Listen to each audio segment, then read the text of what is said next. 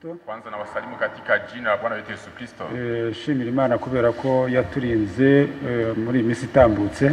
Tushukuru Mungu kwa sababu alitulinda katika hizi siku zote zilizopita. Tukaba twongeye kuboneka hano turi bazima. Na tumefika hapa tukiwa wazima. Ishimwe n'icyubahiro bigarukire umwami wacu. Murahaguruka kugira ngo utangire iteraniro ryacu. Bila kukawia mtasimama tuanze ibada yetu. Adusomera muri Zaburi. Tukisoma katika Zaburi. Zaburi ibice 34.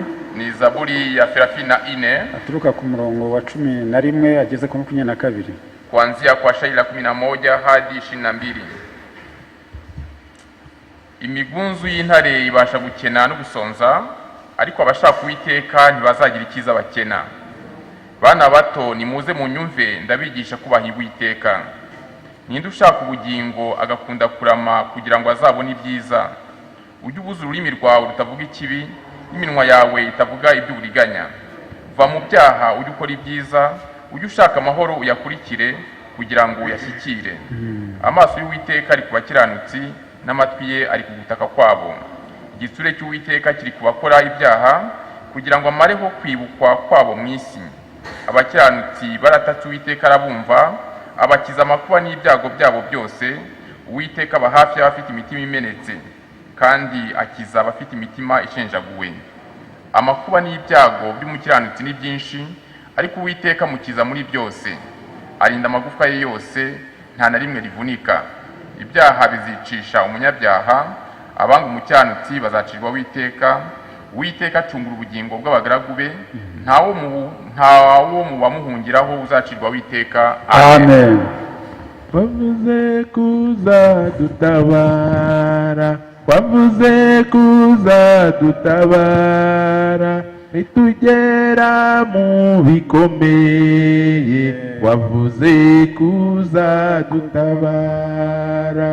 Wavuze kuzadutabara nziza, wavuze kuzadutabara, nitugera mu bikomeye, wavuze kuzadutabara. Databuja mutanga bugingo. Asante Mungu wa utukufu, Bwana unaotoa uzima. Ishimwe n'icyubahiro bikugarukire ku mugoroba munsi. Shukrani kudulie jioni ya leo. Waraturinze uturindira ahantu hatandukanye. Ulitulinda na kutulindia mahali mbalimbali. Buri wese ku ruhande rwe waramurinze. Upande wake ulimulinda. None wemeye ko twongera guteranira hamwe kubw'ijambo ryawe. Sasa umependa tukusanyike pamoja kwa ajili ya neno lako. Turakwinginga kugira ngo utegure imitima yacu. Nakusi waandalie roho zetu. Uwiteka Mana igira neza. Bwana Mungu mwema. Tugushimiye uburyo warinze umushyitsi wacu kamugeza hagati yacu. Nakushukuru jinsi ulivyomulinda mgeni wetu na kumfikisha katikati yetu. Ishimwe n'icyubahiro bikomeze bibi byawe. Sifa na shukrani vyako milele. None turakwinginga kugira ngo ku mugoroba uno munsi tunakuomba jioni ya leo utegure imitima yacu. Waandae roho zetu. Intege nke zacu zirengagize. Madhaifu yetu yaache. Banze uturebere munsi y'amaraso yawe. Banza utuangalie chini ya damu yako. Mwene data uri bukoreshe ndugu utakayitumia ubwo kutugaburira ijambo ryawe. Kutulisha neno lako. Umusigire kuvuga. Upakaye kwa kusema. Natwe udusigire kumva. Nasi tupakaye kwa kusikia. Twese mu mwuka umwe duhabwe umugisha nawe. Sisi sote katika roho moja tubarikiwe na wewe. Uhe umugisha umushumba. Bariki mchungaji. Ukomeze kumuboneraho umugisha. Tuzidi kumpatia kupata baraka kwake. Nawe atuboneraho umugisha. Naye vile vile akipata baraka kwake. Imbaraga zose z'umwanzi. Nguvu za adui zote. Zashaka kwivanga mu iteraniro. Katika makutano yetu. Izina rya Yesu Kristo zitsindwe. Katika jina la Yesu Kristo ishindwe. Kugira ngo tubanze tuganire nawe. Ili kwa tuzungumze na wewe kwanza. Ku mugoroba w'uyu munsi. Jioni ya leo. Utegeke kandi uyobore byose. Tawala na uongoze yote. Uhereye ku itangiriro. Kuanzia mwanzo. Kugeza ku iherezo. Hadi mwisho. Dusabye bikeya tuzi ko byinshi. Tunaomba machache tujua kwamba mengi. Komeza kubikora ku bw'ubuntu bwawe. Kandi n'amashimwe bagushimiye. Na yule sasa yukushukuru. N'ibyifuzo twumvishe. Na mahitaji tuyo asikia. Wumve gusenga kwa buri wese. Wakira ishimwe rya buri wese. Pokea sasa sifa na shukrani ya jamu. Dusabye ibyo bikeya. Naomba yale machache. Tuzi ko byinshi ukomeza kubidukorera. Kubw'imbabazi zawe n'urukundo rwawe. Ni mu izina rya Yesu Kristo dushima. Katika jina la Bwana Yesu Kristo tunaomba kushukuru. Amen. Imana ibaho umugisha. Mungu awabariki. Twakiriye umushumba kugira ngo aze atwakirire abashyitsi. Tunakaribisha mchungaji aje kwa kuwapokea wageni. Imana ibaho umugisha. Mungu awabariki. Siziri bara abashyitsi hagati yacu. Sijui kama kuna wageni katikati yetu. Ndabona ntabo. naona kwamba hakuna mgeni, ariko hari umushyitsi mukuru. lakini kuna mgeni mkuu. Nkuko nababwi Kinyarwanda, ça va? Non? Non, il est seul. Bon, notre pasteur à Bruxelles, Dufite umushumba uturutse i Bruxelles, frère Jean-Claude, ni mwene data Jean Claude, il est au milieu de nous. ari hagati muri twe. Amen. Amen. Et que Dieu vous bénisse richement. Imana ibamugisha cyane. Et j'espère que vous avez prié sans cesse à cause de lui. Ndibwira neza yuko mwasenze cyane kubera we kugira ngo aboneke. Il est bien. Ameze neza. Et il est passé ici vers Goma. Yanyuze hano ajya Goma. Après Goma à Bukavu. Nyuma y'Igoma yajya Bukavu. Et le voici au milieu de nous. Noneho uyu munsi noneho yagaragaye muri twe. Il est bien. Ameze neza rwose. En bonne santé. Afite ubuzima bwiza. Spirituellement que physiquement. Mu mwuka ndetse no mu mubiri. Que Dieu soit loué pour cela. Imana ihimbazwe kubw'ibyo. Le reste, ibisigaye, c'est lui qui va nous parler. Niwe uraza kubyivugira. Il va en profiter. Araboneraho umwanya. Amen. Amen. Bon, pour gérer bien notre temps, kugira ngo dukoreshe igihe cyacu neza, il faut que le frère vienne ici pour les cantiques. Aze atubere mu ndirimbo. Et après le prédicateur. Hanyuma nyuma yaho twumve umubwiriza. Amen.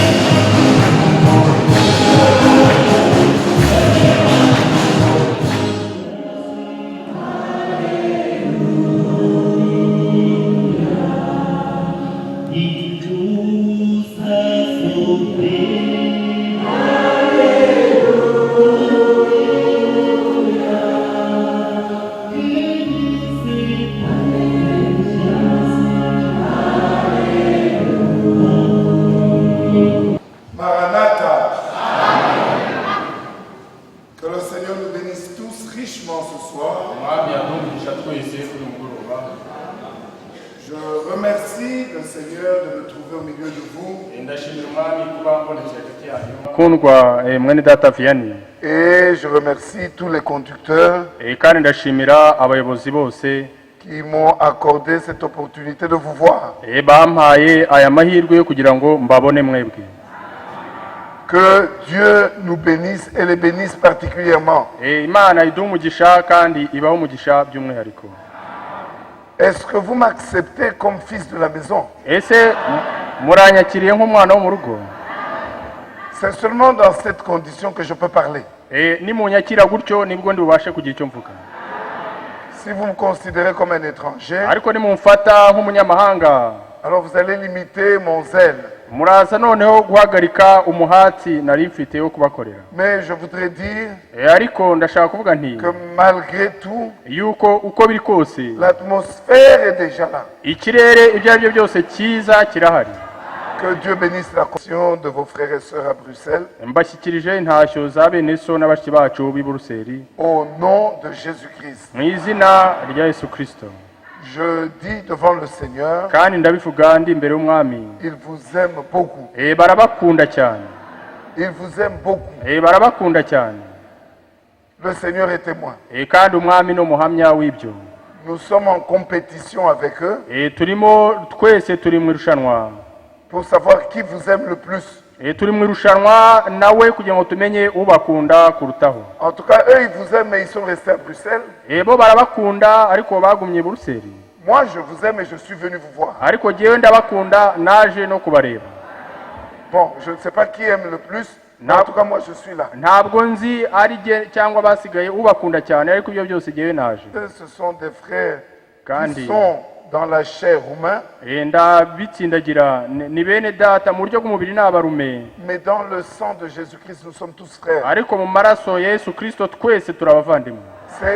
C'est avec eux que nous allons hériter le ciel. Kandi abo ngabo nibo tuzaraganwa ijuru.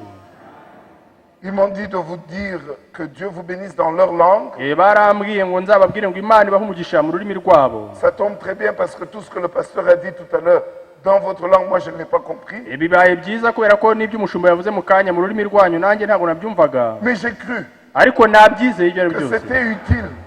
Nizeye ko byari bifite akamaro. Alors Domnozeus c'était bine kuvintes. Noneho mwakire nizo ntacyo gutyo. Tu as compris? Que Dieu vous bénisse. Imana ibahe umugisha. Alors tous les frères de Goma. Noneho bene so bigoma. De Bukavu. Bene data bigoma na Bukavu. De Uvira. Abi Uvira. Vous ont transmis aussi leurs salutations. Nabo babohereje intashyo zabo. Que Dieu nous bénisse richement. Imana iduha umugisha cyane. Rien de particulier. Nta kintu mfite cyihariye. Si ce n'est ce que nous connaissons tous. Usibye ibyo dusanzwe twese tuzi. La parole de notre Dieu. Ijambo ry'Imana yacu. Je viens avec 2 testaments. Kandi nzanye amasezerano abiri. Nous sommes riches. Turabatunzi. 2 testaments. Amasezerano abiri. Normalement, on n'en a besoin que d'un seul. Ubundi mu busanzwe umuntu aba akeneye isezerano rimwe. Si mon père meurt. Niba data apfuye. Si l'un de vous a son parent riche qui meurt. Niba umwe muri mwe yaba afite umubyeyi wari umutunzi akaba apfuye. Nous n'avons besoin que d'un testament. Tuba dukeneye gusa gusigarana isezerano rimwe. Mais Dieu nous a tellement aimés. Ariko Imana yaradukunze cyane. Qui nous a donné l'Ancien et le Nouveau Testament. Uburyo yaduhaye isezerano rya kera ikaduha n'isezerano rishya. Donc c'est avec cela que je viens. Noneho ayo masezerano niyo nzanye. C'est ce que vous avez. Kandi niyo namwe musanganywe. C'est ce que j'ai. Niyo nanjye mfite. Et c'est ce que nous allons partager ensemble. Kandi ni nayo turi busangire hamwe. Nous nous réjouissons turanezerewe d'avoir 2 testaments. Kugira amasezerano abiri. Nous sommes privilégiés turi abantu b'abanyamahirwe cyane par rapport ugereranyije à nos frères de l'Ancien Testament. Ugereranyije n'abavandimwe bacu rya kera. Je vais très loin. Nous sommes même privilégiés par rapport à l'époque de Paul. Nous en avons 2. Et nous pouvons vérifier. Nous pouvons nager dedans. Nous pouvons nous réjouir. C'est pour dire que la Bible est notre absolu. Qui croit cela? Amen. Amen. Alors levons-nous pour lire le passage de ce soir. dusome imirongo yo kuri mugoroba turongera dusome zaburi ya 34. Ne soyez pas surpris que je demande. ntibibatangaze kuba mbibajije. Ça a été lu en Kinyarwanda. yasomwe mu kinyarwanda. Et je crois que le Seigneur a voulu nous parler. kandi ndizera ko umwami yashatse kugira icyo ahitubwiramo. Nous relisons ce psaume. turongera dusome iyo zaburi. Je ne sais pas où le frère a lu. ntabwo nzi imirongo muri data Mais je yasomye. commence au verset 8. ariko ndahera ku murongo wa 8. L'ange de l'Éternel campe autour de ceux qui le craignent.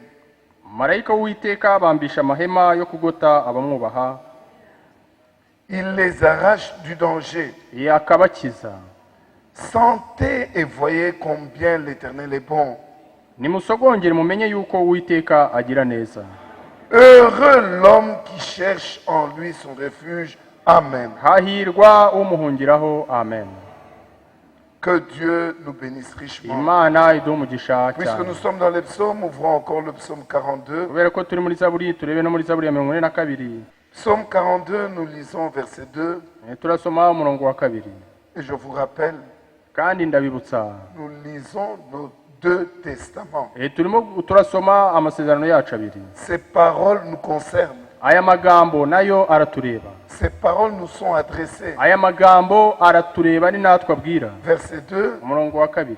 Comme une biche soupire après des courants d'eau, nk'uko imparakazi yahagizwa no kwifuza amazi, ainsi mon âme soupire après toi, ô Dieu. niko umutima wanjye wahagizwa no kukwifuza Mana. Mon âme a soif de Dieu, umutima wanjye ugirira Imana inyota. du Dieu vivant. inyota Imana ihoraho. Quand irai-je et paraîtrai-je devant la face de Dieu? nzaza ryari ngo ngaragare mu maso y'Imana. Psaume 27. zaburi ya 27. J'espère que personne n'est fatigué. ndibwira ko nta muntu unaniwe. Nous pourrions lire toute. dushobora gusoma rwose. Tout ici nous concerne. kuko ibi byose biratureba. turi ku murongo waho wa 4.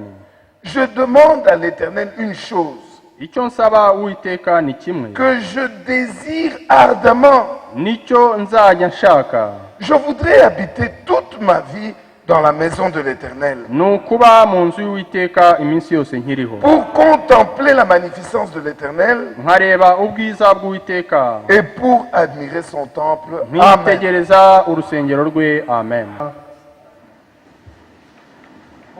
mwitegereze murebe uburyo ari mwiza.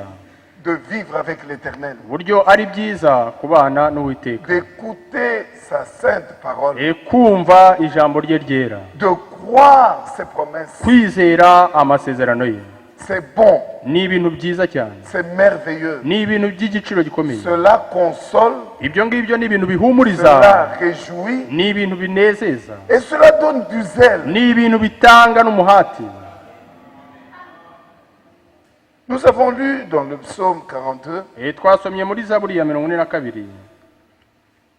Mon âme soupire. umutima wanjye urahagira. Soupirer. kwahagira. Avoir soif. kugira inyota. Ce n'est pas un état agréable. ntabwo ari ibintu bisanzwe bimerera neza umubiri. Non. oya. Un homme qui a soif. umuntu ufite inyota nyinshi. Peut même arrêter de travailler. ashobora no guhagarika ibyo yakoraga. Peut arrêter d'étudier. ashobora no guhagarika kwiga Peut yigaga. arrêter son activité. ashobora guhagarika ibyo yari arimo. Parce qu'il doit étancher sa soif. kubera ko ashaka kubanza kugira icyo aha inyota ye. Ceux qui partent de Kigali à Goma. abava i Kigali berekeza i Goma. Si vous êtes dans un bus. iyo uri nko muri bisi. Dans un taxi. cyangwa muri taxi. Et si vous n'avez pas d'eau. niba nta mazi ufite. Mais si vous avez soif. ariko niba ufite inyota. Vous pouvez arriver même à arrêter le trajet. ushobora no kugeza ubwo uhagarika n'urugendo. Parce qu'il faut satisfaire cette soif. kubera ko bisaba ko wica inyota.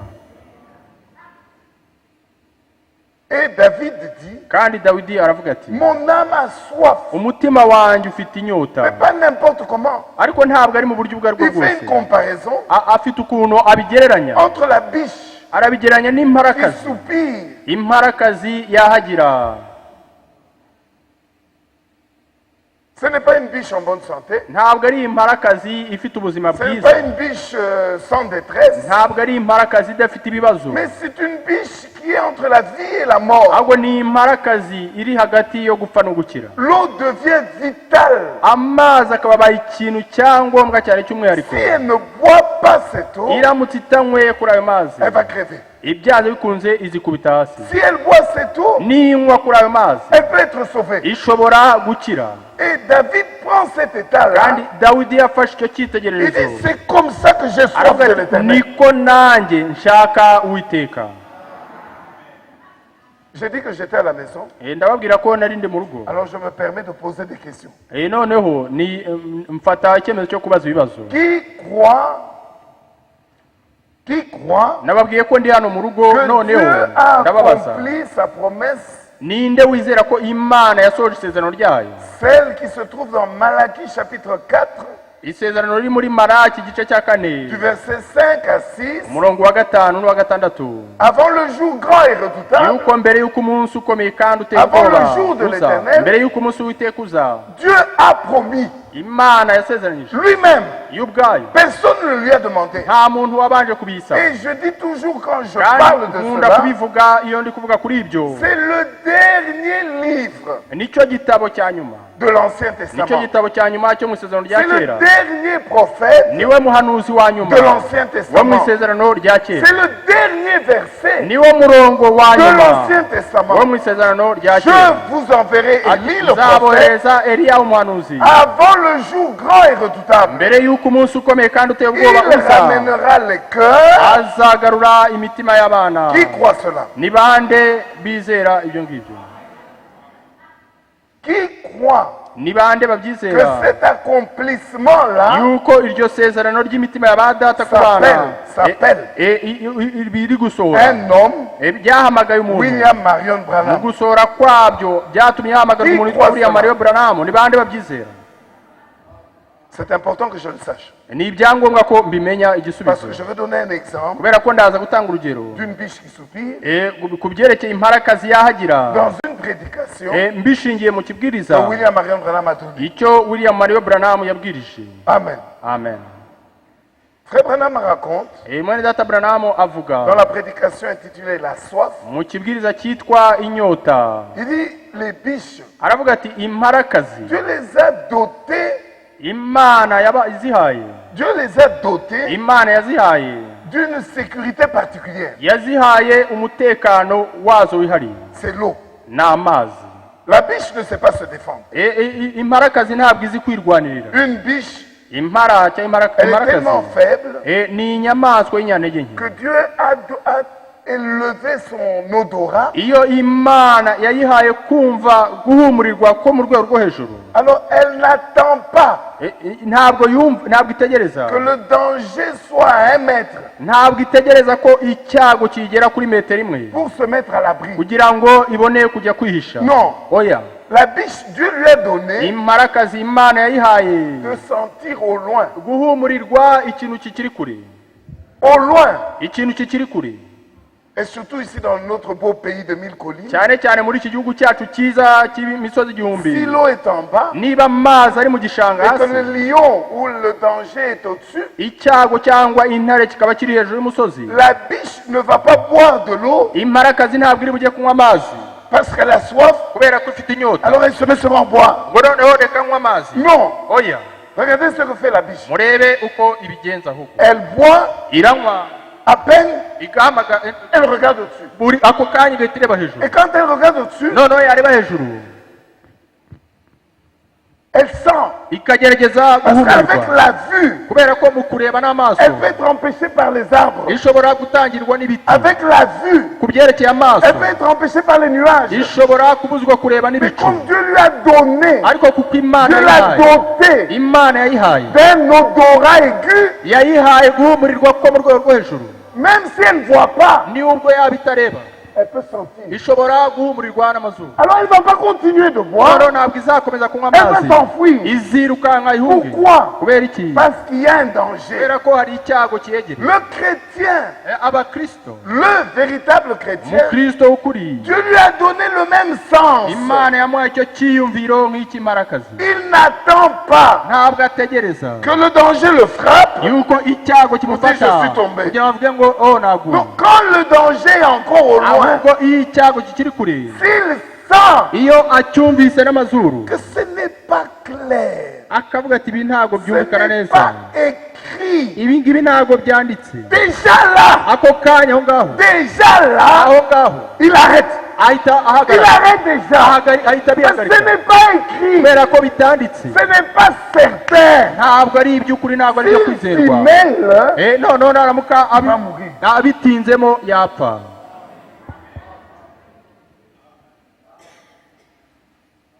Comme une biche soupire nk'uko imparakazi yahagera après des courants d'eau, ishaka imigezi ainsi y'amazi, mon âme uko niko umutima a wanjye soif de toi. ufite inyota ugushaka. Bien-aimés frères et sœurs, mukundwa mwene data mushiki wacu, en venant juste ici, mu gihe nazaga hano j'ai compté nabaze le nombre d'églises. nabaze umubare w'amatorero. Ça ne devrait étonner personne. ntawe Il byagatunguye. y a des églises comme il y a des magasins. hariho amadini nk'uko hariho n'amabutike n'amamangazini. Dites Amen. muvuge amen.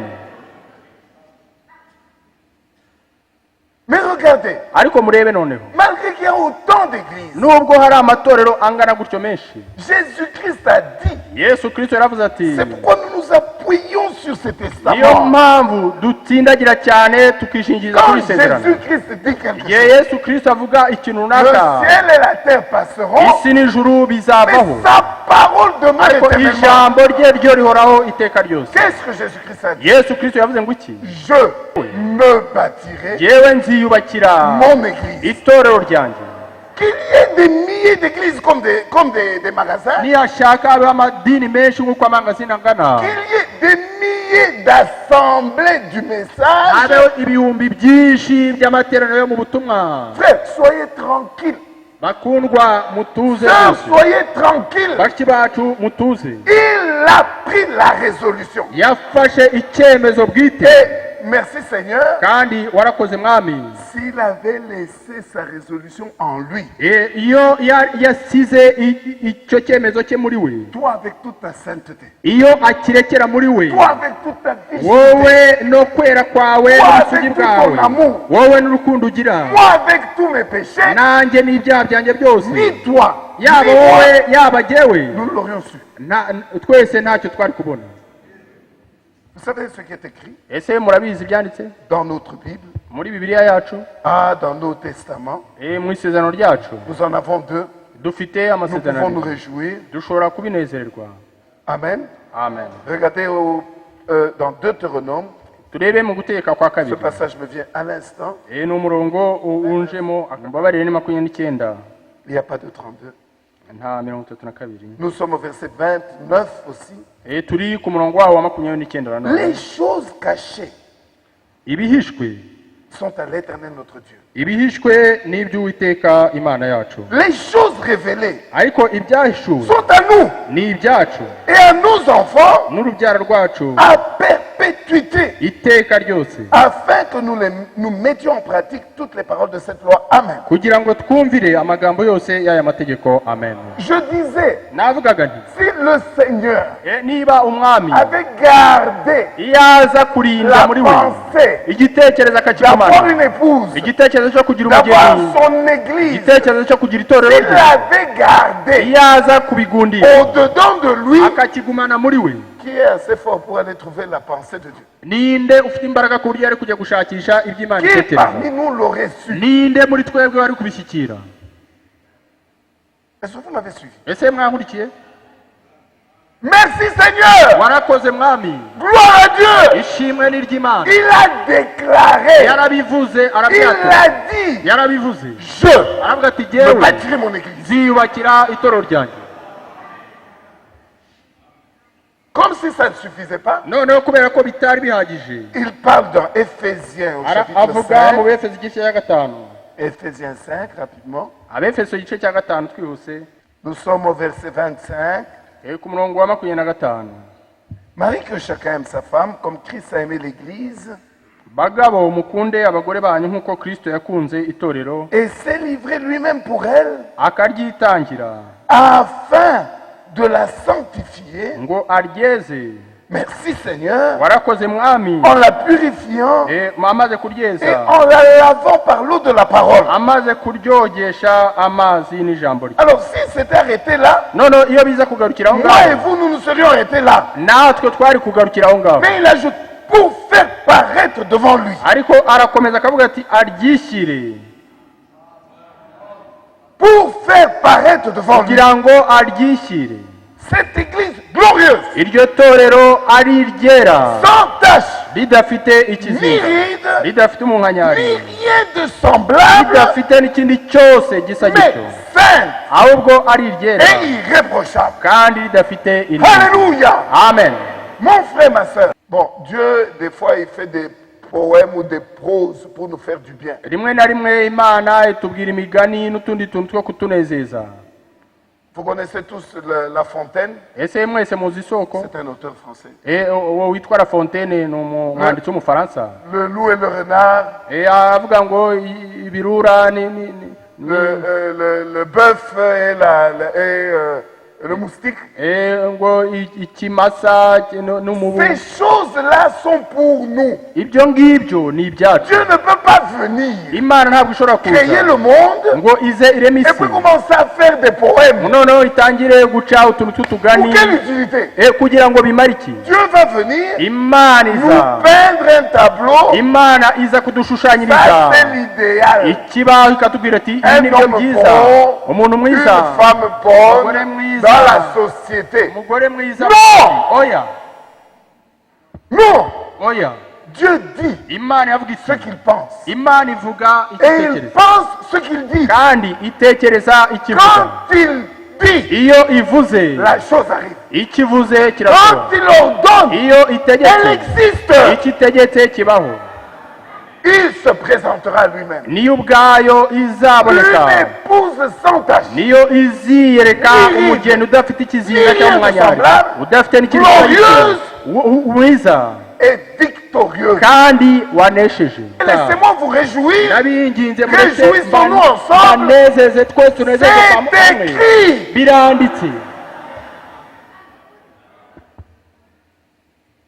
Nous ne prêchons que ce qui est écrit. Nous ne croyons que ce qui est écrit. Nous n'attendons que ce qui est écrit. Donc si c'est écrit, alléluia. Je ne me regarde pas moi. Je ne te regarde pas toi. Mais Dieu ne ment pas.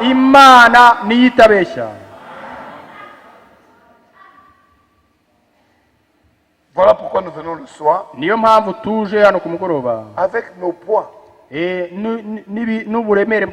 avec nos difficultés de la journée, avec nos maladies, nos douleurs. Mais nous venons lire le testament. Nous venons lire, nous rappeler qu'est-ce que Dieu a dit. Et quand Dieu dit, nous croyons, nous nous consolons avec. Permettez-moi de vous dire encore ceci. Vous aimez la Bible, n'est-ce pas? Nous lisons Jean chapitre 14.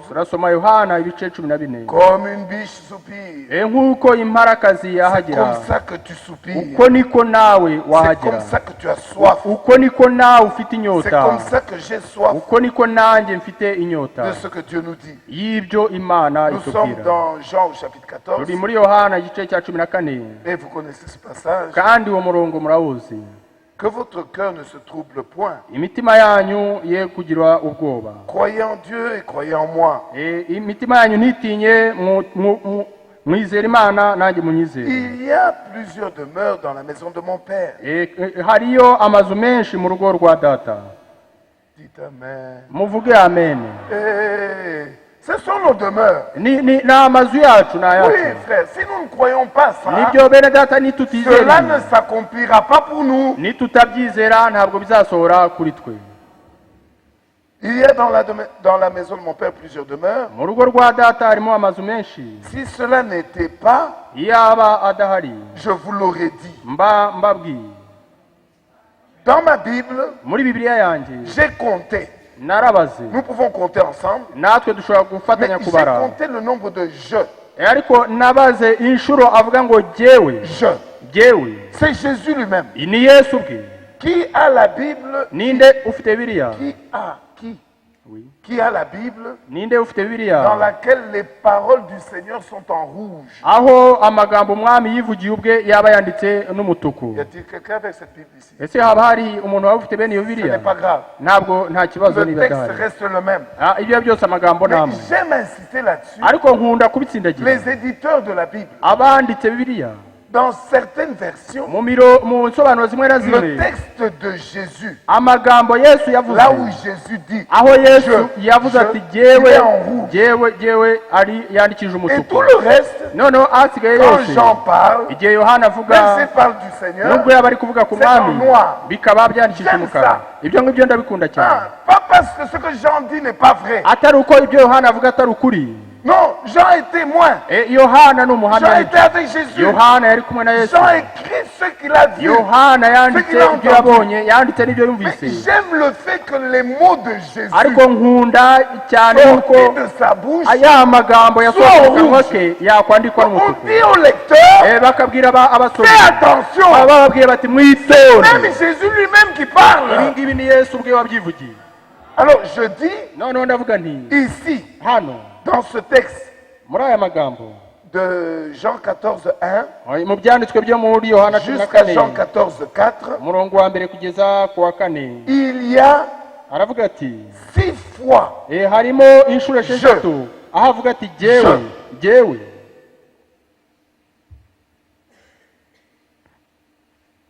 Il y a plusieurs demeures dans la maison de mon père. Si cela n'était pas, je vous l'aurais dit. Je vais vous préparer une place. Et lorsque je m'en serai allé, que je vous aurai préparé une place, je reviendrai, je vous prendrai avec moi, afin que là où je suis, vous y soyez aussi. Vous savez où je vais et vous en savez le chemin. Bien-aimés frères et sœurs, ceci est notre promesse. Nous qui sommes arrivés à la fin des temps, nous qui croyons Malachie 4, nous qui croyons la fin des âges de l'Église, c'est à nous que cette promesse. Frère, que ce soit le jour du mariage, que ce soit le jour de deuil, que ce soit le jour d'un culte normal, que ce soit pour le boulot, notre foi doit reposer là-dessus. Jésus l'a dit. Je t'épouse aujourd'hui jusqu'à ce que Jésus revienne. Enterrez-moi jusqu'à ce que Jésus revienne.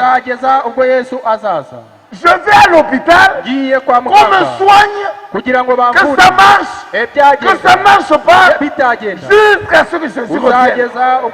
Le retour de Jésus-Christ est la promesse principale de l'Église.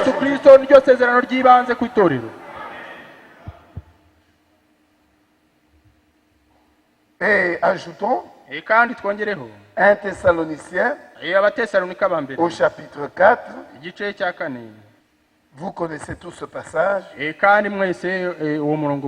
Nous sommes au verset 15. Voici en effet ce que nous vous déclarons d'après la parole du Seigneur. Nous les vivants restés pour l'avènement du Seigneur. Nous ne dévancerons pas ceux qui sont décédés. Car le Seigneur lui-même à un signal donné, à la voix d'un archange, au son de la trompette de Dieu, descendra du ciel. Et les morts en Christ ressusciteront premièrement. Ensuite, nous les vivants, qui seront restés, nous serons tous enlevés ensemble avec eux sur des nuées, à la rencontre du Seigneur dans les airs, et ainsi nous serons toujours avec le Seigneur. Alors, s'il vous plaît, parce que je suis à la maison, est-ce que nous pouvons lire ensemble le verset 18 dans le même contexte que nous venons de lire? Peut-être si vous avez un peu de courage, lisez à haute voix. Mais lisons tous. Consolez-vous donc les uns les autres par ces paroles. C'est écrit. C'est écrit. C'est la vérité. L'épouse se réjouit de ce que Jésus-Christ revienne. Bien-aimés frères et sœurs, je le dis du fond du cœur, il n'y a pas de promesse plus grande que celle-là. Pour nous aujourd'hui, le cancer peut être guéri. C'est le cas de Lazare. Lazare a été ressuscité. Mais Lazare est encore mort. La fille de Jairus. Où est la fille de Jairus?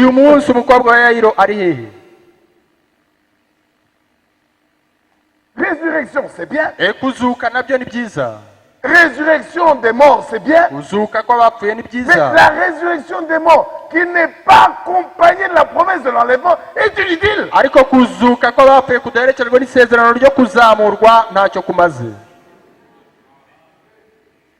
Oh, bien-aimés frères et sœurs, épouse de Jésus-Christ, Église du Seigneur, réjouissons-nous. Amen. Maintenant, voilà la fin. Regardez le plan merveilleux du Seigneur. Regardez quelle volonté il a pour nous. Vous savez ce qu'il a fait pour ça? Il est allé mourir sur le bois du Calvaire. Est-ce que vous savez que Lucifer est un beau nom? Lucifer. C'est pas un mauvais nom. S'il y a une femme enceinte ici, si donne le nom de Lucifer, parce que Lucifer signifie ange de lumière. Très bien. Lucifer signifie ange de lumière. Allez lire Ézéchiel 28, Ésaïe 14. Vous verrez qu'avant de devenir Satan, avant de devenir le serpent ancien, avant de devenir le diable, c'était un chic type. C'est un brave gars. Le Seigneur l'utilisait. Il mettait le son à la perfection.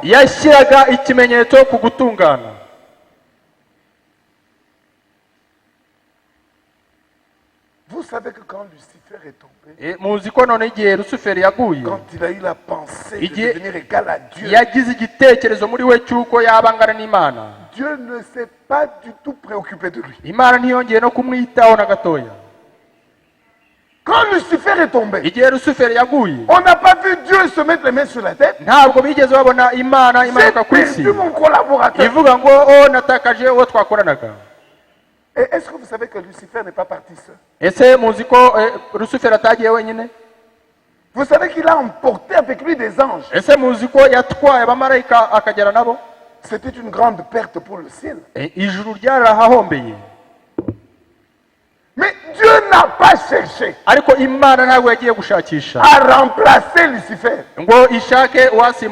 J'avais 40 anges. 10 sont partis. Je vais chercher 10 autres pour les remplacer. Jamais. Comme si de rien n'était.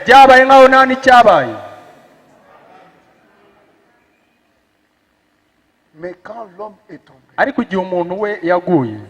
quand Adam est tombé,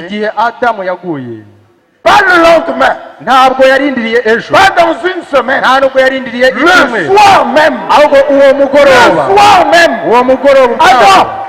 Adam, où es-tu? Adam, où es-tu?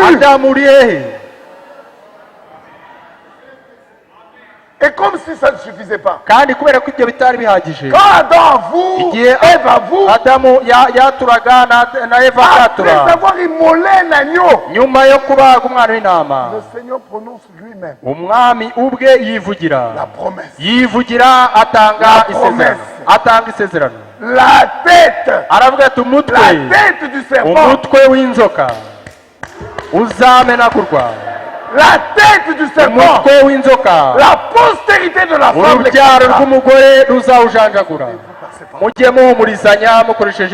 consolez-vous. Aujourd'hui nous pleurons. Oui, il est écrit dans les psaumes. Celui qui porte, oui, qui va dans le sens aller, il va vers le champ, il pleure, parce qu'il porte la semence, il va au travail, pas de problème, il reviendra avec des chants d'allégresse, il reviendra avec la joie d'avoir servi Dieu. Quelle promesse nous avons, et c'est à cela que nous aspirons. kandi ibyo nibyo imitima yacu yifuza cyane. Umutima wanjye ufite inyota y'Imana. N'ibyari nzahagarara imbere yayo. Hasigaye igihe kingana iki ngomba kwihangana. Ngwino mwami. Iryo ni ryo jwi ry'umugeni, niko umugeni ahamagara. Imana iduhe umugisha. Dushobora guhaguruka twubitse imitwe yacu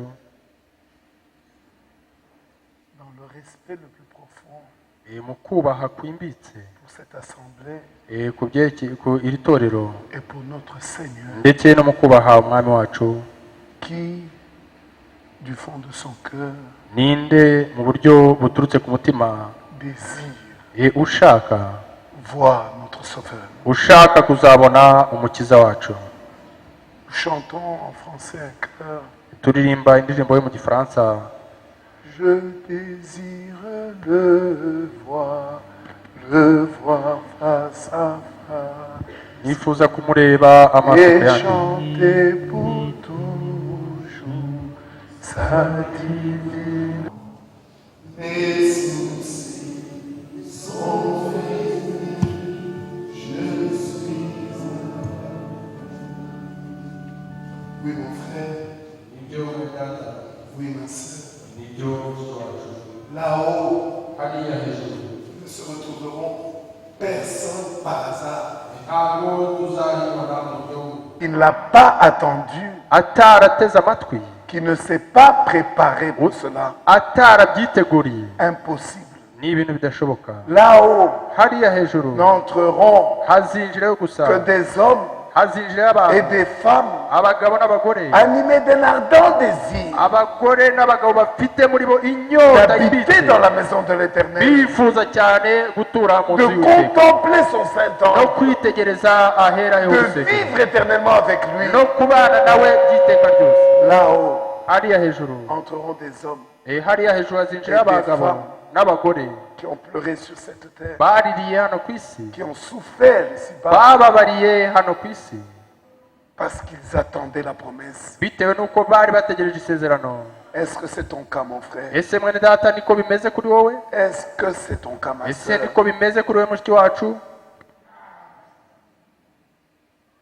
Qui voudrait ninde wifuza que nous nous souvenions de lui dans la prière, yuko twamwibuka mu isengesho pour que Dieu augmente sa soif, kugira ngo imana imwongerere inyota, qu'il lève simplement sa main. azamure ikiganza cye. Souviens-toi mon frère, wibuke mwene data, souviens-toi ma soeur, nawe mushiki wacu wibuke, nous avons reçu 2 testaments. twahawe amasezerano abiri, Et dans un testament, kandi mu isezerano ce que nous hériterons, icyo tuzaragwa, ce que nous devons hériter, ibyo tugomba kuragwa est écrit. byanditsemo. Dans un testament, byanditse mu isezerano, les noms des héritiers sont écrits. amazina y'abaragwa ari mu isezerano. twese uri mu Ma ijuru, main à moi aussi est levée devant ikiganza toi. cyanjye nanjye kizamuye imbere yawe. Nous te disons merci. turagushimira, Merci pour ta présence. warakoze, wakoze kubana natwe hano, Merci pour ta grâce. warakoze ku bw'ubuntu bwawe, Merci pour ton amour. urakoze ku bw'urukundo rwawe, Merci pour ta parole urakoze ku bw'ijambo ryawe révélée dans cet âge. ryahishuwe muri iki gisekuru cyacu. Merci pour tes dons. urakoze mwami, warakoze ku bw'impano zawe. Oh, merci pour mon frère et pour ma soeur. Oh, warakoze ku bwa mwene data na mushiki wanjye, C'est avec eux que nous hériterons le ciel. nibo tuzaraganwa ijuru. Nous avons soif de toi. dufite inyota yo Soif de ta kukufuza, parole. dufite inyota y'ijambo Soif de ton ryawe, esprit. dufite inyota y'umwuka Soif de wawe, ta présence. dufite inyota y'ubwiza bwawe. Descends au milieu de nous, Seigneur. manuka mwami hagati yacu, Pardonne-nous nos iniquités. utubabarire gukiranirwa kwacu, Pardonne-nous nos hésitations. tubabarire gushidikanya kwacu. Oh Dieu, pardonne notre timidité. o mana, tubabarire kutatura, Pardonne-nous, Seigneur. tubabarire mwami, Et accorde-nous ta grâce, kandi utugirire ubuntu, ta révélation, guhishurirwa kwawe, ton amour, urukundo ton rwawe, zèle umuhati utanga et ta patience. no kwihangana Nous t'avons ainsi utanga. prié nuko tugusabye au nom de Jésus. mu izina rya Yesu Kristo, Amen. Amen. amen, amen. nanone imana yongere umugisha mwene data mukundwa Jean Claude. Dieu nous a parlé réellement à travers lui. imana mu by'ukuri yatuganiriye binyuriye muri we. C'est pas pour rien, un serviteur de Dieu il a quitté Europe jusqu'ici, dans ce région de Grand Lac. si kubw'ubusa umukozi w'imana kugira ngo ave hariya mu Burayi aze mu bino bice byo mu biyaga bigari, C'est pas pour rien. ntabwo ari kubw'ubusa. Et voilà, nous sommes bénis. none mubone uburyo ki tubonye imigisha. Amen. Amen. Essayez de contacter les frères les plus proches mugerageze kubwira bene data babegereye qui viennent ce vendredi. kugira ngo nabo bashobore kuza kwa gatanu. Amen. Amen. Invitez les autres. kandi ari nako mutumira n'abandi. Ça, c'est la voix de Dieu. iryo ni ijwi ry'imana kandi niyo nzira y'imana. Et Dieu parle kandi imana ivuga à travers sa parole. inyuriye mu ijambo ryayo, Il est la parole. kuko imana ni ijambo. Il était au milieu de nous ce soir. kuri uyu mugoroba imana yari hagati muri twe. Amen, amen. Amen. Je pense que vous avez senti quelque chose. ndibwira yuko hari ikintu mwiyumvisemo. C'était Dieu, ni imana sous l'onction du Saint-Esprit. mu gusigwa guturutse ku mwuka wera. Amen. Amen. On peut prier. dushobora gusenga.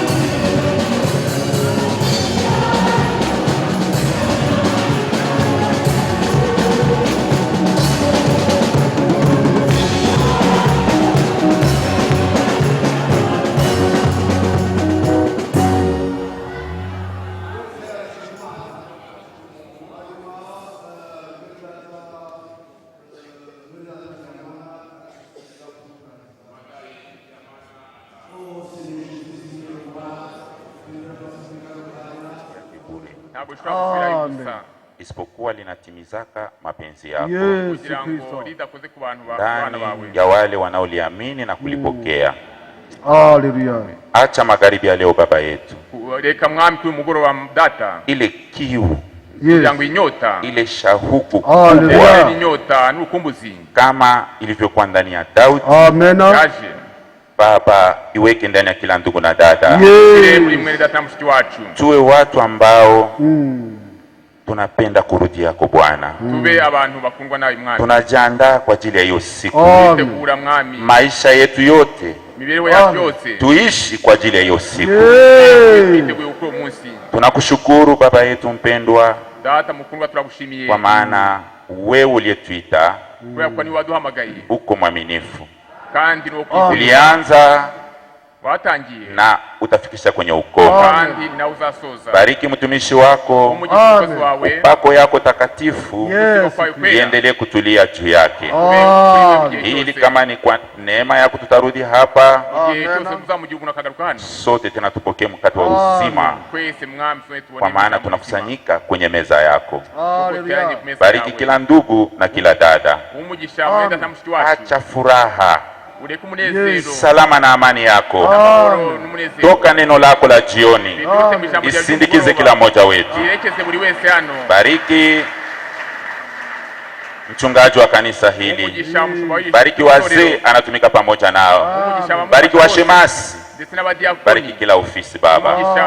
Mungu, hatujue tukushukuru je vile tumesikia Baba yetu mpendwa, wakati wa malaika walikosa haukujali nao. Lakini sisi watu bure ulijali nasi Baba. Asante Mungu wetu. Acha upendo wako uendelee kutawala maisha yetu hadi utakaporudi. Naomba tukishukuru jina la Bwana wetu Yesu Kristo. Amen. Ubwo nao kwa gatanu tena tunane Ijumaa nous serons ici dans la réunion de ce vendredi. Ariko tugomba kumenya cyane cyane inshingano yacu. En particulier nous devons savoir notre devoir. Amen. Amen. Donc chacun de nous a sa tâche. Buri wese afite inshingano ye n'umurimo we. Imana ibaho umugisha. Amahoro akizagenda buri wese. La paix du Seigneur parte avec un de nous.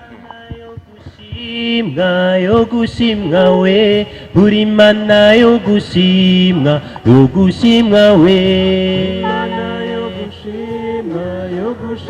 we uri mana yogushimwa we uri mana yogushimwa we uri mana yogushimwa we uri mana yogushimwa we uri mana yogushimwa ushimwe mukiza uri mana yogushimwa we uri mana yogushimwa we uri mana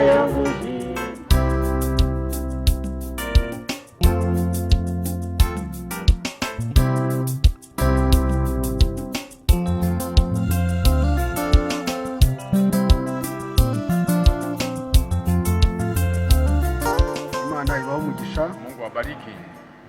Dushobora gutangira dusoma Zaburi ya 30. Tunaweza kuanza tusoma Zaburi ya 30, tusome 30 umurongo wa mbere, commençons par le verset 1 kugeza ku murongo wa 13 jusqu'au verset 13. Uwiteka ndaguhimbariza kuko wampagurukije, ntukunde ko abanzi banjye banyishima hejuru. Uwiteka mana yanjye naragutakiye urankiza. Uwiteka wazamuye ubugingo bwanjye ukuri kuzimu, wankijije urupfu ngo niye kumanuka nkajya muri rwa rwobo. Amen. Muririmbire Uwiteka ishimwe mwabakunzi bemwe, mushime izina rye ryera. Kuko uburakari bwe ari ubw'akanya gato, ariko urukundo rwe ruzana ubugingo. Ahari kurira kwararira umuntu nijoro, ariko mu gitondo impundu zikavuga. Nanjye ubwo nagubwa neza naravuze nti ntabwo nzanyeganyezwa. Uwiteka bw'urukundo rwawe wari ukomeje umusozi wanjye, wampishe mu maso hawe mpagarika umutima. Uwiteka naragutakiye kandi ninginze Uwiteka nti amaraso yanjye azamara iki nimanuka nkajya muri rwa rwobo? Mbese umukungugu uzaguhimbaza, uzatura umurava wawe. Uwiteka nyumva umbabarire, Uwiteka mbere umutabazi. Uhinduye umuborogo wanjye imbyino, unkenyuruye ibigunira byanjye, unkenyeza ibyishimo, kugira ngo ubwiza bwawe bukuririmbire ishimwe budaceceka. Uwiteka Mana yanjye, nzagushima iteka ryose. Amen.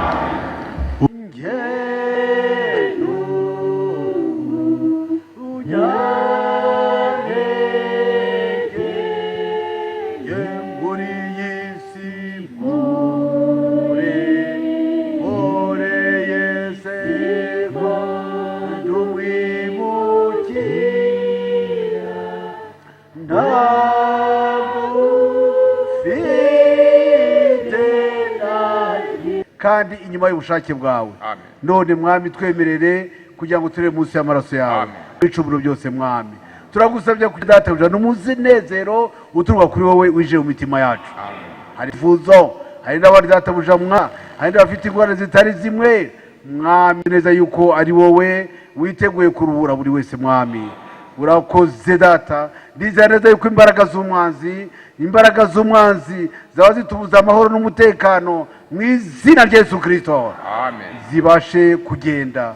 Urakoze mwami. Dusaba igihugu cyacu cy'u Rwanda, dusabiye perezida wa, dusabiye databuja n'abayobozi bacu, dusabiye databuja mwami muri rusange n'abaturage bacu, umutekano wawe ukomeze kurindira nuko databuja mwami mu bakozi batwara iki gihugu mwami. Urakoze, ntabwo twamwibagirwa, tutwibutse nukwira Isirayeli yawe kugira ngo databuja mwami Isirayeli wirinde, niyo kalendari yacu, niyo byose tukesha, none ubutumwa bwiza tukabona ibihuko bigenda. Ariko mwami ubugendera Isirayeli umwuka nuko data y'umubiri ntibagirwe uyu mwuka mwami.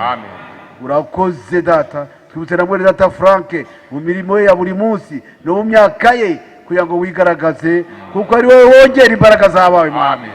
Urakoze Yesu, ubane n'umukozi wawe mu mugoroba w'uyu munsi, nuko databuja mu kwijambo ryawe tukubone mu izina rya Yesu Kristo. Amen. Amen. Amen.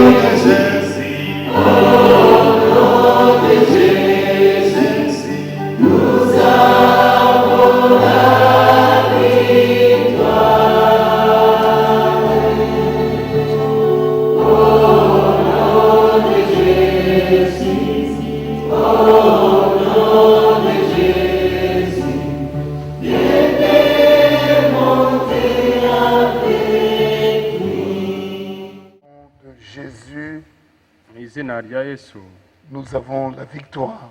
dufitemo kunesha Et nous avons la victoire. kandi dufite intsinzi Nous avons surtout le triomphe. dufite cyane cyane intsinzi. La différence entre la victoire et le triomphe, itandukaniro riri hagati yo kunesha n'intsinzi, c'est que la victoire c'est une réussite. kunesha ni intsinzi, ni ukuvuga ngo uba wageze ku cyo warwaniraga. Mais le triomphe c'est une réussite avec éclat. Ariko kunesha byo ni intsinzi yo mu rwego rwo hejuru. Que le Seigneur nous bénisse richement. Umwami wacu aduha umugisha cyane. C'est un jour particulier pour moi. Ni umunsi w'umwihariko kuri jye. Parce que je tombe en plein dans le jour de cérémonie. Kubera ko neza nisanze muri iyi minsi yo kwibuka. Nous avions suivi ce qui est arrivé au peuple rwandais. Twagiye dukurikirana ibyabaye ku banyarwanda. Nous avons été touchés. Kandi byadukoze ku mutima. Et aujourd'hui, un ami m'a fait sillonner dans la ville. Uyu munsi umuntu w'inshuti yantembereje mu mujyi. Et nous sommes allés jusqu'à l'endroit de souvenir. Ndetse tujyana no ku rwibutso. La seule chose que j'ai au fond de moi, ikintu kimwe mfite mu mutima, c'est qu'il y a dans cette Bible nuko hano muri iyi Bibiliya harimo quelqu'un qui se déclare le véritable consolateur. Harimo umuntu uvuga ko ari umuntu uhumuriza ukuri. Nous pouvons nous consoler mutuellement. Twebwe dushobora guhumurizanya bamwe ku bandi. C'est humain. Bikaba ari ibintu by'abantu. Mais le vrai consolateur, ariko umuhumuriza w'ukuri, il y en a un seul. Ni umwe wenyine. Puisque nous sommes croyants de la Bible. Kandi kuko turi abizera ba Bibiliya. Parce que nous sommes riches. Kubera ko turi abatunzi. Nous avons deux testaments. Tukaba dufite amasezerano abiri. Dans l'Ancien comme dans le Nouveau Consolateur, dans le Nouveau Testament. Mu isezerano rya kera ndetse no muri Shya. À plusieurs endroits. Ahantu henshi hatandukanye. Il se présente à nous comme étant le consolateur. Atwiyereka nkaho ari we uhumuriza by'ukuri. Et mercredi, kandi kuwa gatatu, nous avons lu ensemble twasomye hamwe dans nos testaments. Muri aya masezerano yacu, nous avons lu twasomye consolez-vous mutuellement ahavuga ngo muhumurizanye par ces paroles. Muhumurizanye kubwirana aya magambo. Qui se souviennent que lorsque le patriarche Jacob mourait, ninde wibuka igihe sogokuru Yakobo yararimo gupfa, il a demandé qu'il soit enterré dans un lieu. Yasabye ko yashingurwa ahantu runaka. Il était vieux, rassasié de jours. Yari umusaza rwose yarahaze iminsi. Il avait même vu son fils Joseph, ndetse yari yaranabonye umwana we Yosefu, qu'il croyait disparu. Uburyo yibwiraga ko yazimiye. Et il l'a vu dans un moment où le monde entier était dans la disette. Yigeze no kwibona mu gihe isi yose yari iri mu gihe cy'akaga. Je répète, le monde entier dans la disette. Ndavuga yuko isi yose yari iri mu nzara. Et seul Joseph avait les magasins. Yosefu wenyine niwe wari ufite ibyo kurya wenyine mu isi. Frère, c'est comme nous l'avons lu dans le psaume. Ni nkuko twabisomye hano muri Zaburi. Vous savez, la femme qui accouche a de la joie. Murabizi umugore ubyara agira umunezero. Elle a souffert 9 mois. Arabanza akababara amezi 9. C'est dur. Ni ibintu bikomeye cyane. Et d'ailleurs l'accouchement c'est le passage entre la mort et la vie. Ndetse no kubyara ubwabyo ni hagati yo gupfa no gukira. Mais la résurrection, ariko noneho kuzuka, c'est un triomphe. Kuzuka byo ni ukunesha. Parce que la naissance, il n'y avait personne avant. Kubera ko mu kuvuka nta muntu wari uhari imbere. Et puis voici un enfant. None dore umwana arabonetse. Oh, quelle joie! Oh, mbega umunezero. Mais la résurrection, ariko noneho kuzuka byo, il y avait un enfant. hariho umuntu noneho. Il y avait une vie. hariho ubuzima. Et puis il y a eu la mort. None habayeho urupfu. Quelle tristesse! Mbega agahinda n'umubabaro. On a perdu. Twatakaje. Et puis la personne revient à la vie. Noneho wa wundi akongera akagaruka mu buzima. Ibyo ni ukunesha gutangaje. Amen. Amen. Alors, Joseph noneho yosefu avait le magasin. yari afite ububiko bw'ibyo Le kurya. patriarche Jacob. Noneho sogokuru yakobo, J'ai entendu que mon frère priait même pour Israël. numvise mwene data ndetse yasengera na isiraheli. Israël, c'est le nom nouveau de Jacob. isiraheli ni izina rishya rya yakobo. Ce patriarche est mort rassasié de joie. uwo sogokuru yapfuye yarahaze iminsi, Heureux d'une belle vieillesse. anejejwe rwose no gusaza neza. J'ai revu Joseph. avuga ati nabonye yosefu, Et je n'ai pas revu Joseph maigre. ntabwo nabonye abandonné. yosefu ari umuntu wananutse Haï de ses frères. wanzwe na bene Non, se, j'ai vu Joseph, ahubwo ati nabonye yosefu premier ministre d'Égypte. ari minisitiri w'intebe wa egiputa, Il distribue la nourriture ari au we monde entier. ugaburira isi yose ibyo kurya. Jacob dit, oh, messieurs, yakobo aravuga moi. ati noneho amahirwe ni Mais kuri il donne cet ordre au peuple ariko d'Israël. atanga itegeko abwira ubwoko bw'isirayeli, Enterrez-moi. arabwira ati Mais muzanshyingure, enterrez-moi ariko muzanshyingure, là où il y a une promesse. muzanshyingure ahantu hari isezerano. Là où il y a une promesse. ahari isezerano azaba ari Parce que umushyingura, le Shiloh kubera ko shiro se lèvera un jour. umunsi umwe azahaguruka, Et quand il se kandi lèvera, igihe azahaguruka, moi, yewe Israël, isirayeli je le verrai encore. nzongera mubone n'amaso.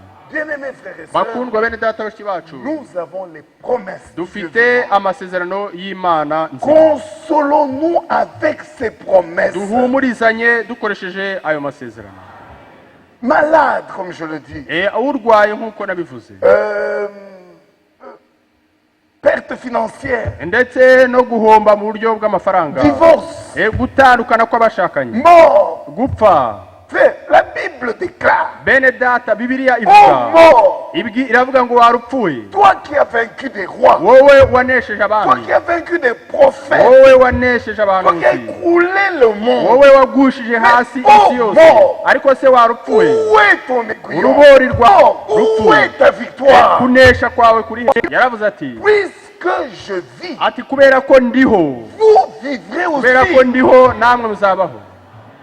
Appuyons-nous sur ce testament. noneho twishingikirize kuri aya masezerano, Aimons la Bible kandi dukunde en bibiliya toutes circonstances, mu byo tunyuramo byose, dukunde bibiliya même avec des larmes. ndetse n'ubwo twaba turira. Regardons, turebe, lisons, dusome, embrassons la Bible tujye dusoma, et espérons. duhobere bibiliya, Un tugire jour, ibyiringiro. umunsi umwe Votre foi kwizera kwawe aura eu raison. kwizera kwawe bizagaragara ko kwari gufite impamvu, Et c'est pour bientôt. kandi n'ibyo mu kanya kaje, n'ibyo mu kanya gato. Alors, puisque j'ai parlé de lire la Bible, kubera ko navuze ku byerekeye gusoma bibiliya, c'est ça qui nous réunit ici. kandi akaba ari nacyo kiduteranije hano. J'aime la Bible. nkunda bibiliya. Est-ce que vous l'aimez aussi? ese namwe murayikunda? Il y a une sœur qui m'a ému hari mushiki wacu wantangaje, parce qu'elle a répété que nous avons deux testaments. kubera ko yasubiyemo cyane ko dufite amasezerano abiri. Dans Psaume 30, muri zaburi ya 30, je voudrais revenir là-dedans. ndashaka kuyisubiramo. Et pourquoi? kandi ni ukubera iki? Parce que les paroles de Dieu sont vraies, véritables. kubera ko amagambo y'Imana ni ay'ukuri kudakuka. Et nous qui sommes arrivés à la fin, kandi twebwe abasoreweho n'imperuka y'ibihe, moi personnellement ce soir, yewe by'umwihariko kuri nous umugoroba, n'avons pas des choses nouvelles. nta bishya dufite. oya, Non, frère. ntabyo bene C'est data, l'ancien évangile. ni bwa butumwa bwiza bwa C'est kera, une source intarissable. ni isoko idakama. Le même passage, on l'a lu tout à l'heure. ndetse uyu murongo tumaze kuwusoma mu Nous le kanya, relisons. turongera tuwusome, Demain, nous relirons encore. ejo tuzongera tuhasome. Et ça donne toujours la vie. kandi buri gihe bitanga ubuzima. Psaume 30. zaburi ya 30, mugume mwicaye. Regardez au verset 3. turebe ku murongo wa 3. Éternel mon Dieu, uwiteka mana yanjye, j'ai crié à toi naragutakiye, et tu m'as guéri. urankiza. Est-ce que c'est vrai? ese nibyo? Verset 4. umurongo wa 4. Éternel, uwiteka Tu as fait remonter mon âme du séjour des morts. Nous vivons le temps de la restauration. Le retour à l'original. Le retour au premier évangile. Le retour même à ce que nous étions. Qui croit qu'il vient de l'éternité? Qui croit qu'il était dans la pensée éternelle de Dieu? Bien-aimés frères, c'est là que nous retournons. Nous sommes pèlerins et voyageurs sur cette terre. Et comme un bon voyageur, c'est mon cas, je ne peux pas me mêler aujourd'hui de commencer un commerce, de me disputer avec un frère ou de me disputer avec une sœur. Non, aujourd'hui je suis de passage. Et vous, excusez-moi, j'ai toujours la main sur ma poche. C'est le conseil qui m'a été donné. Comme je suis passé par le Congo, on m'a dit à tout moment, tu parles, tu ris, tu pleures. Pourquoi? C'est là qu'il y a mon passeport. C'est là qu'il y a mon titre de retour. Venu, je suis venu. Venu, je suis venu. Je vous aime. Je vous aime. Donc je suis venu avoir communion avec vous. Mais je dois retourner. Je ne suis que de passage. Et je ne peux pas aller à l'avion. Et dire non, s'il vous plaît, laissez-moi partir. On va me demander mon passeport. Même si c'est la personne qui m'a vu entrer. Ah, vous repartez déjà. C'est fini le séjour. Montrez-moi votre passeport. Donc, tout moment je dois faire ça. Frère, c'est dans ce même état que nous sommes. Nous sommes pèlerins et voyageurs sur cette terre. Chez nous, c'est pas ici. J'aime beaucoup le Rwanda. Le beau pays. 1000 collines. J'ai aimé. Mais nous ne sommes pas d'ici. Nous sommes pèlerins. Bientôt. Frère, ces paroles sont vraies. Bientôt nous hériterons notre demeure éternelle. À chaque instant, vérifiez. Où est-ce que vous en êtes? Où est-il? Le Saint-Esprit, la parole de Dieu, la promesse, l'avez-vous avec vous? Vérifiez, frère.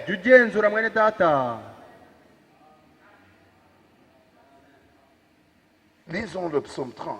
Et regardez, le verset 4 dit, tu as fait remonter mon âme du séjour des morts. Tu m'as fait revivre loin de ceux qui descendent dans la fosse. Alléluia. Amen. Alléluia. Amen. C'est l'âge et le moment de la restauration. Je vous ai posé la question le mercredi.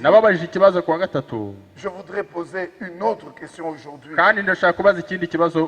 Qui croit réellement que Dieu dans cette génération, maintenant, Dieu lui a donné à lui, donc à moi, dit à moi, Dieu m'a donné un ministère, un service pour me garder dans l'original.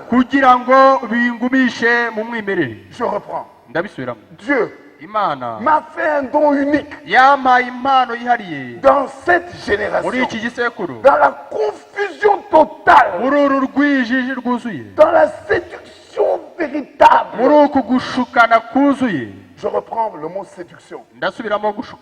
Vous savez qu'avec un billet de 100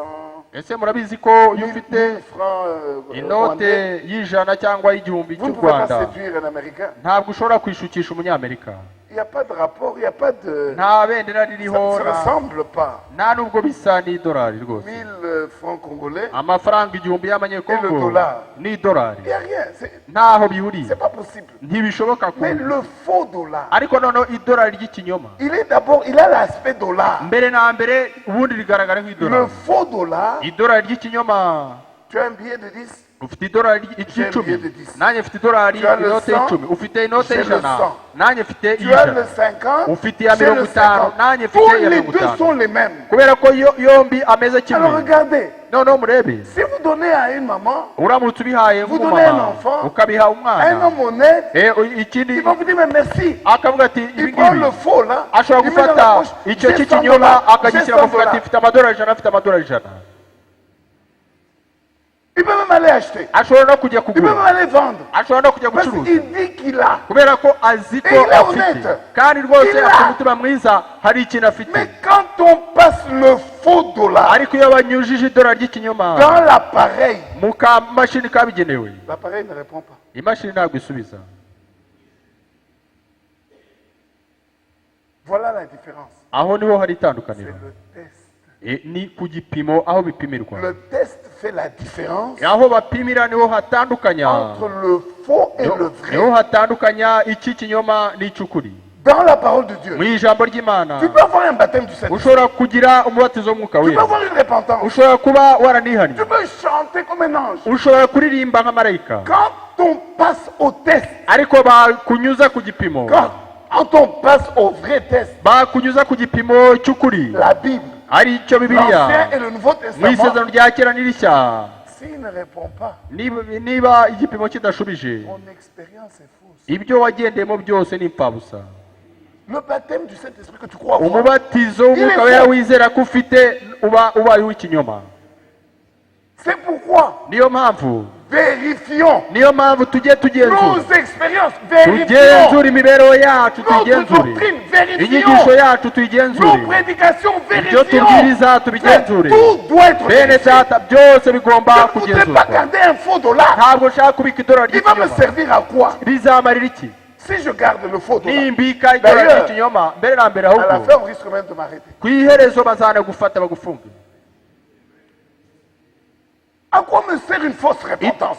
kwihana kw'ikinyoma kwamarira iki À quoi me sert vraiment, j'ai vu des anges. oh ngo nabonye abamarayika J'ai vu vraiment, j'ai entendu la voix. numvise ijwi Et puis l'enlèvement a lieu. noneho kuzamurwa Et je ne suis pas kwagera parti. singende Frère, bene data mushiki wanjye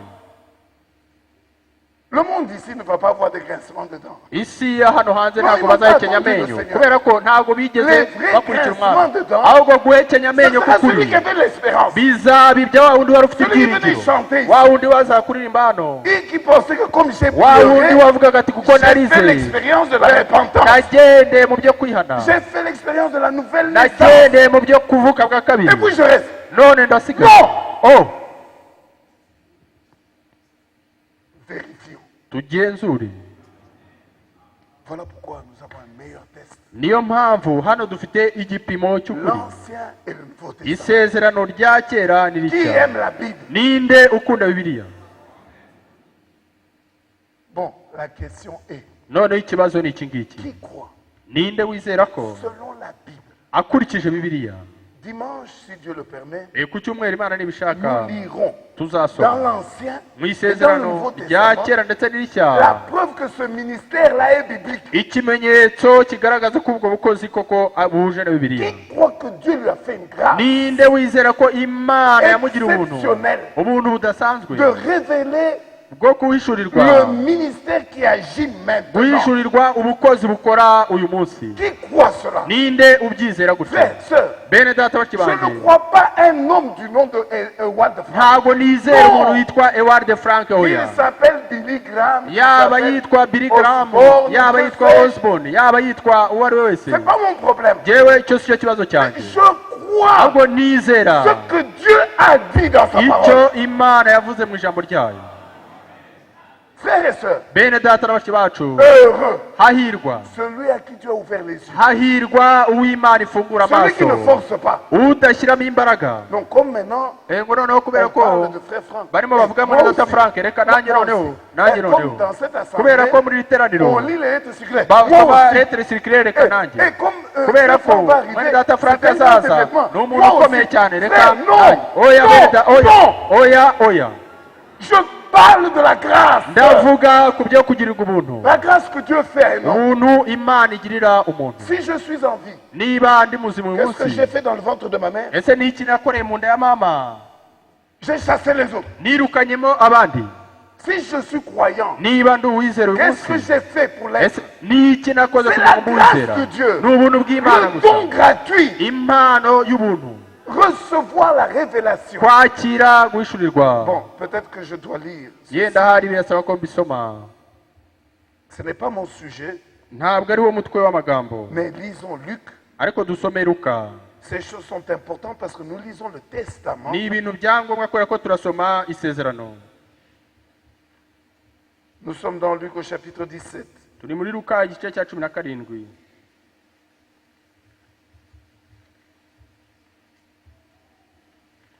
17. Non, c'est Luc 19, Luka igice cya 19, verset 41. umurongo wa 41. Et peut-être pour comprendre le contexte, je vais lire à partir du verset 38. Ndahera kuri 38 kugira ngo twumve neza igitekerezo Il kirimo. disait, béni soit le roi qui vient au nom du Seigneur, Baravugaga bati hahirwa umwami uje mu izina ry'Uwiteka. paix dans le ciel et gloire dans les lieux très hauts. Amahoro abe mu ijuru n'icyubahiro kibe ahasumba hose. Quelques pharisiens du milieu de la foule dirent à Jésus, Abafarisayo bari muri iryo teraniro baramubwira bati, reprends tes disciples. mwigisha cyaha abigishwa bawe. Il répondit, Arabasubiza ati, je vous le dis, ndababwira si mes disciples se taisent, ndababwira yuko aba bahoze les pierres crieront. amabuye yarangurura. Comme il approchait de la ville, Ageze hafi y'umujyi, Jésus en la voyant pleura sur elle. ageze hafi abona umurwa arawuririra ati, Il y a deux endroits dans la Bible hari ahantu habiri muri Bibiliya où il est écrit que Jésus a pleuré. handitse ko Yesu yarize.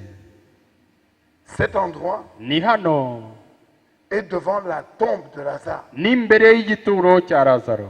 Le Fils de Dieu Umwana w'Imana est Dieu. ni Imana, C'est une forme dans laquelle Dieu s'est manifesté. ndetse ni uburyo Imana yigaragajemo. Le Fils de Dieu, c'est Dieu lui-même. Umwana w'Imana ni Imana ubwayo. Amen. Amen. Donc, les deux endroits où Dieu a pleuré, Noneho ahantu habiri aho Imana là. yarize amarira, Lazare kuri Lazaro et ici. na hano. Mais écoutez, Ariko mwumve noneho, il pleura sur elle et dit, arawuririra aravuga ati, aravuga ati, si toi aussi, uyu munsi nawe, au moins en ce jour qui t'est donné, uyu munsi nawe tu n'as uhawe, pas acheté, ni umunsi uhawe tu n'as pas utaguze, fait d'effort, ni umunsi utashyizeho tu imbaraga ngo n'as ubone, pas étudié, ntabwo wabyigiye, tu n'as pas mis en réserve, ntabwo ari ibintu tu n'as pas wihunikiye, fait des calculs. ntabwo ari imibare wakoze. On t'a donné, Baguhaye, baraguhaye, on t'a donné, baraguhaye, même dans le naturel. ndetse no mu bisanzwe Même dans by'umubiri, le naturel. ndetse no mu bisanzwe by'umubiri tubona. Si je viens vers toi, Niba ndamutse nje ah iwawe, sœur, je t'aime beaucoup. mushiki wanjye Sœur, je t'aime ndagukunda, beaucoup. mwene data En ndagukunda, souvenir de mon passage, none kugira ngo uzajye wibuka ko souvenir de notre twabonanye, rencontre, kugira ngo ujye wibuka ko viens. twabonanye, akira bino. c'est un don. Ni impano C'est pas que mbaguha, tu le mérites. ntabwo ari uko wari uyikwiye, C'est pas parce que toi tu dépasses tout le monde. ntabwo ari uko ufite icyo urusha abandi, On t'a donné. ahubwo baraguhaye. Ce jour, None uyu munsi, t'est donné. uyu munsi urawuhawe. Mais si toi au moins, Ariko iyaba en ce jour nibura, qui t'est donné, kuri uyu munsi tu wahawe, connaissais les choses iyo uza kumenya qui ibintu, concernent ta paix. ibintu byaguhesha Oh amahoro. Dieu, Oh mana, frère, méconnaître les dons de Dieu, rejeter la miséricorde de Dieu, mais avec quoi va-t-il revenir? Est-ce que vous comprenez? Est-ce que nous nous comprenons? Je repose la question. Qui par révélation, qui en âme et conscience, sur la base de sa foi, aussi vrai que tu existes, aussi vrai que tu attends le Seigneur, Dieu t'a révélé par grâce ce qu'il fait dans ce moment. Si tu es dans la salle, lève la main.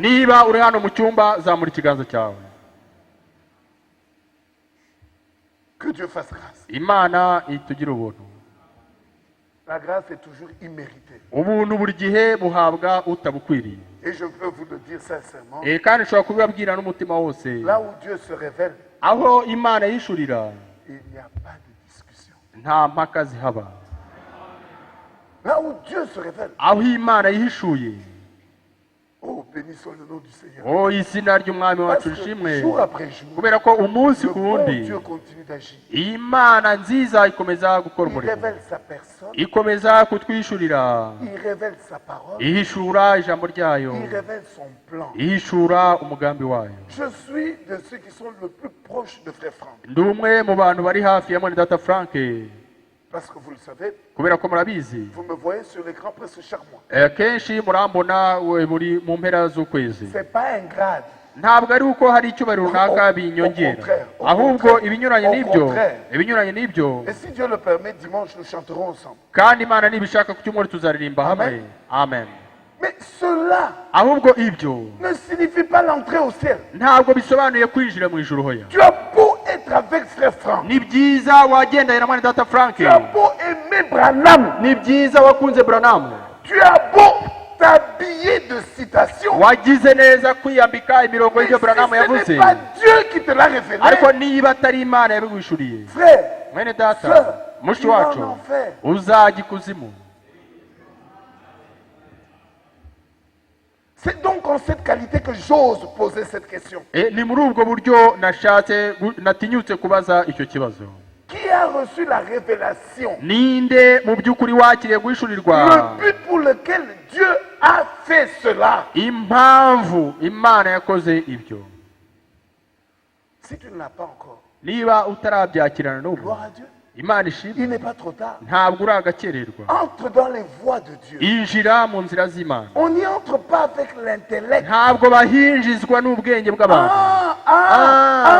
Non, il ne s'agit pas de ça. Ntabwo ari ibyo hoya. Dans l'humilité ni mu guca bugufi et dans la prière, no mu gusenga, Dieu se révèle. Imana ikishura.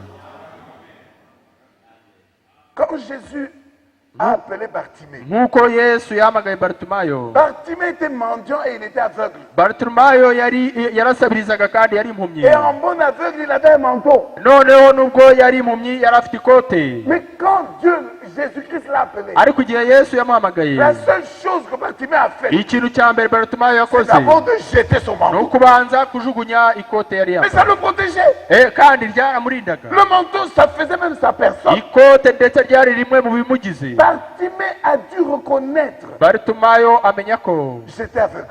Amenya ati nari impumyi. J'ai attendu longtemps qu'on me jette. Nategereje igihe kinini ko banjugunya, narasabirije. Mais maintenant, le supérieur à tout ça, none uruta ibyo byose aramamagaye, none ndetse ikote ryanjye. Abandonne ta pensée. Mwene data reka ibitekerezo byawe. Abandonne ta manière de voir. Reka uburyo bwawe wabonaga rejette-la. Jugunya ibyo byose. Et accepte ce que la Bible. Wemere ibyo Bibiliya ivuga. Je ne suis pas venu ici prêcher frère Franck. Ntabwo nazanywe no kubwiriza mwene data Frank. Mais je suis venu dire. Ahubwo naje kuvuga nti ceux dont les noms ont été inscrits dans le livre de vie de l'agneau. Abo amazina yabo yanditswe mu gitabo cy'ubugingo cy'umwana w'intama. Abo bonyine nibo bazinjira mu ijuru. Seulement ceux-là abo bonyine dont les noms ont été écrits dans le livre de vie de l'agneau. Abo amazina yabo yanditswe mu gitabo cy'ubugingo cy'umwana w'intama. Comprenez? Leurs noms ont été écrits quand? Amazina yabo yanditswe ryari? Dans l'éternité. Mwiteka. Alors ce que Dieu fait dans leur jour, kandi ibyo Imana ikora muri isi yabo barabimenya. Ça vient automatiquement. Ni ibintu byiza n'ubwabyo. Pour dimanche. Nabiteguriye ku cyumweru, nabiteguriye ku cyumweru. Consolons-nous par ces paroles. Ariko tuhumurizanye kubwirana aya magambo. Ese dushobora guhaguruka?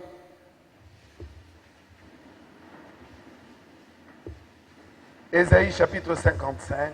Yesaya igice cya 55. Je vais lire nos testaments.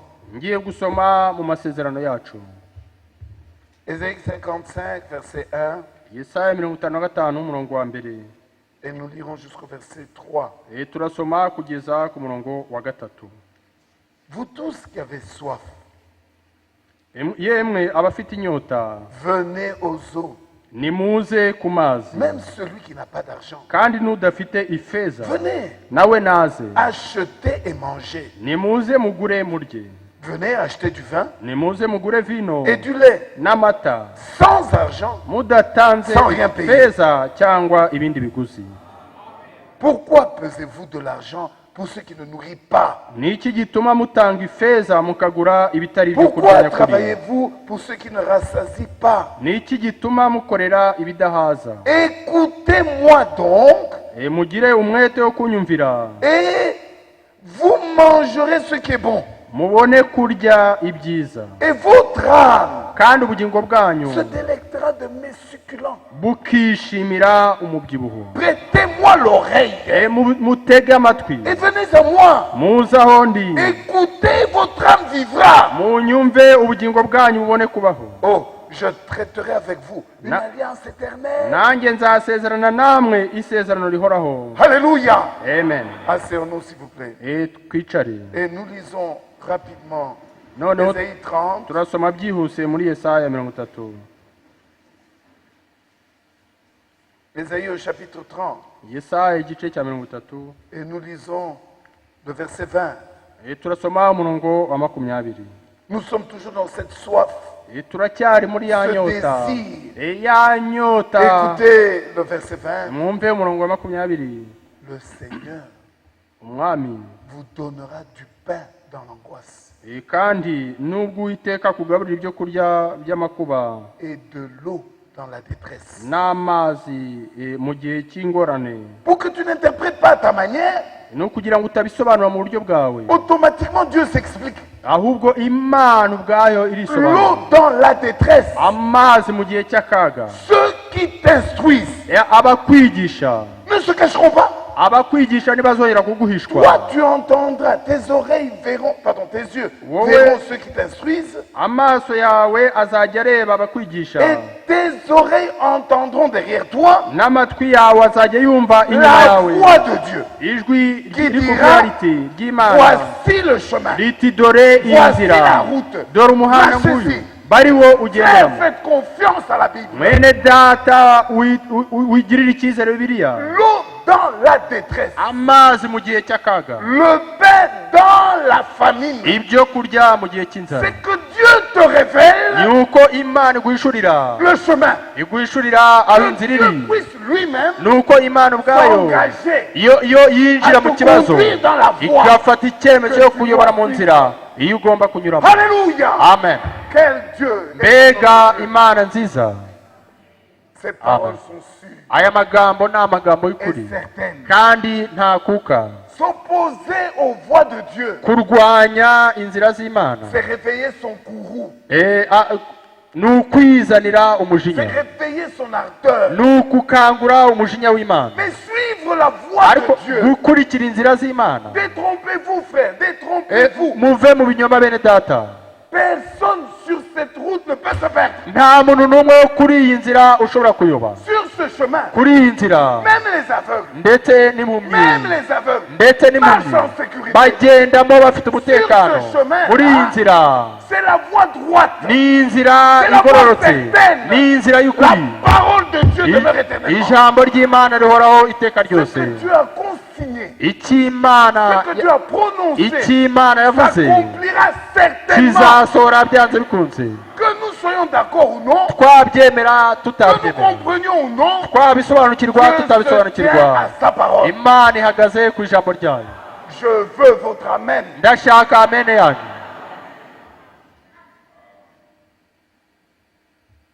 Nous lisons Apocalypse. turasoma ibyahishuwe. Vous voyez que c'est bon de lire notre testament. Murabona uburyo ari byiza gusoma Nous amasezerano ne yacu. sortons pas de ce qui est écrit. Ntabwo dusohoka mu Nous byanditswe, n'inventons rien. ntabwo tujya hanze, Dieu ntabyo confirme duhimba. sa parole. Imana ihamiriza L'ancien ijambo ryayo, évangile. ubutumwa bwiza bwa kera. Apocalypse chapitre 22. Ibyahishuwe igice cya 22, Et nous sommes au verset 7. turi ku murongo waho wa 7. Qu'est-ce que j'ai dit? J'ai dit c'est 7. 22 verset 7. Ok, verset 7. 17. Verset 17. Umurongo wa 17. Et l'esprit. Oh. N'ahantu Et l'épouse. umwuka n'umugeni Au fond de leur cœur. biturutse mu mitima Au yabo, fond de leur âme. biturutse mu bugingo imbere. Viens. Baravuga bati ngwino, ngwino, C'est ngwino. le désir. Ni icyifuzo cyo mu mutima, ni inyota y'umugeni. Viens. Bati ngwino. Que celui qui entend Kandi uwumva dise viens. nahamagare ati ngwino. Est-ce que tu peux le dire ce soir? Ese nawe ushobora kubivuga kuri mugoroba? Moi, je suis fatigué de ce monde. Jewe ndambiwe iyi si. Je suis fatigué de ces joies qui sont succédées de tristesse. Ndambiwe iminezero ikurikirwa n'imibabaro. J'ai eu beaucoup de joie de vous voir. Mfite umunezero mwinshi kubabona. Vous chantez bien. Muririmba neza. Vous acceptez la parole de Dieu bien. Mwemera ijambo ry'Imana Mais neza. dans 2 jours, Ariko mu minsi ibiri ikurikiraho, je vais devoir partir. bizansaba ko ngenda. Et moi, je suis faible. Kandi ngenda umunyantege Je ne nke. cache pas mes larmes. Ntabwo njya misha amarira Quand j'ai envie yanjye. de pleurer, je pleure. Iyo bibaye igihe cyo Je kurirandarira, ne joue pas l'hypocrite. ntabwo ndi umuntu w'indyarya. Oh, Si maintenant, là, niba je sens envie de pleurer, je aka pleure. kanya ndabutse numvise amarira Donc, nayarira. je sais qu'à l'aéroport, Ni ukuvuga ngo ndabizi neza ko ku kibuga cy'indege mu ndege nzaba ndi kurira. regardez comment cette fille est. Noneho murebe uburyo ubuzima La même bumeze. Bible, Bibiliya iyi nous ngiyi l'aimons, turayikunda, nous voulons la partager ensemble. turashaka kuyisangira hamwe, Nous devons nous quitter par ariko tugomba rimwe na rimwe gutandukana. cette terre. Iyi si, Non, elle est vieille. iyi si irashaje, Même si. nubwo Kigali irabagirana. Frère, ce Bene n'est pas la data, fin des misères. ntabwo ari iherezo ry'ingorane n'akaga. Ce n'est pas la fin des misères. Ntabwo ari iherezo ry'ingorane no Tu guhangayika. peux venir ici. Ushobora kuza hano Lundi, kuwa mbere, jeûne, prière. ukavuga uti ndasenga. Mardi, Kuwa kabiri, jeûne, prière. ukiyiriza ugasenga. Mercredi, Kuwa gatatu, ici, hano pas ailleurs, atari ahandi, tu auras une petite mauvaise pensée. ukagira ikindi gitekerezo kibi. Bien-aimés frères et sœurs, Bakundwa bene même data bashiki quand nous bacu, demeurons dans la victoire, nubwo twaguma mu kunesha, l'ennemi continue son ariko travail. umwanzi we akomeza umurimo we. Un frère va juste te demander comment ça va. Mwene data aribaza ati ni gute bigenda? Frère, mais est-ce que c'est comme ça qu'on demande même comment ça va? Yarabaje ati se nuko babaza ngo bimeze bite, ariko La mauvaise pensée, igitekerezo ku ruhande rumwe kibi, igitekerezo kibi, ils sont dans nos cœurs. ibyo bitekerezo bibi biba mu mutima. Buri munsi tuba turwana nabyo, iminsi yose Je turarwana. suis fatigué. Niwe ndarambiwe, Je suis fatigué. ndarambiwe, J'ai envie de partir. ndifuza kugenda. Voici le cri de l'épouse. Dore noneho ijwi ry'umugeni, ngwino mwami, Viens mettre fin à ça. ngwino ushyire iherezo kuri ibi, ngwino ushyire iherezo kuri ibi, tujye kuruhuka. Amen. C'est ton cri aussi. Ese nawe nukurira? C'était écrit avant que toi et moi nous lisions. Ni ijwi ugomba kuba ufite mbere y'uko jye nawe dusoma. Que celui qui lui dise viens. Usoma avuge ngwino, nubyumva avuga ati ngwino. Amen. Et il vient bientôt. Kandi araje vuba. Amen. Ce n'est pas fini. Ntabwo birakarangira. Que celui qui entend dise viens. Kandi uwumva nahamagara ati ngwino. Et que celui qui a soif. Kandi ufite inyota vienne. Naze. Que celui qui veut prendre de l'eau de vie gratuitement. Ushaka ajyane amazi y'ubugingo ku Ne buntu. rejette pas l'offre de Dieu. Mwe kwibuza ibyo Imana ibahereye Ne ubuntu. rejette pas l'amour de Dieu. Mwe kwibuza urukundo rw'Imana. Ne rejette pas le conseil. Mwe kwanga inama z'Imana. Ne rejette pas les dispositions de Dieu. Mwe kwanga ibihe byiza Imana ibahaye. Accepte sa parole. ahubwo mwakire ijambo ryayo. Que Dieu nous bénisse richement. Imana iduhe umugisha cyane. Nous nous levons. Turahaguruka. Haleluya mukitanda, haleluya no kumama, haleluya, haleluya, haleluya iteka ryose. Uwiteka Mana nzima, tumaze kumva ijambo ryawe. Ijambo ryawe databuja mwami rifite imbaraga, ijambo ryawe mwami ushoboye kandi himbaza. Réellement tu nous as parlé Seigneur à travers ton serviteur.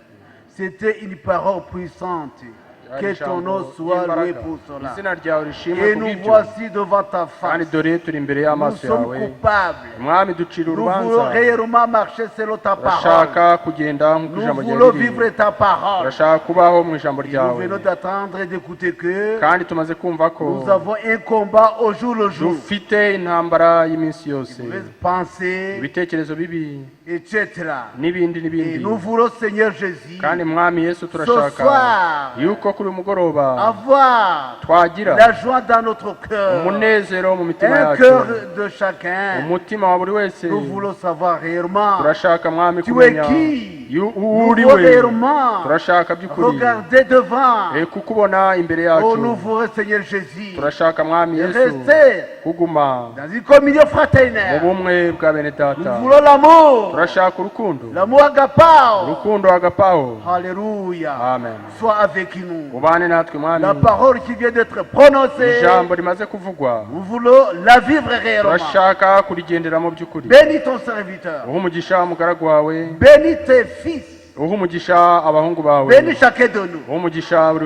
Au nom de Jésus-Christ. Amen. Amen. Que la paix de Christ soit Amen. Amen. Dimamo, umutima mushya. Dimamo kubahisha umuryawe. Dimamo kumvira gahunda zawe. Dimamo guca bugufi cyane. Dimamo umutima mushya. Dimamo, dimamo. Ni mama, mutima mushya.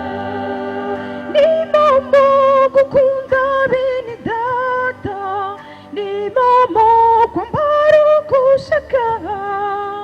Ni mama umutima uca bugufi. Undememo umutima mushya.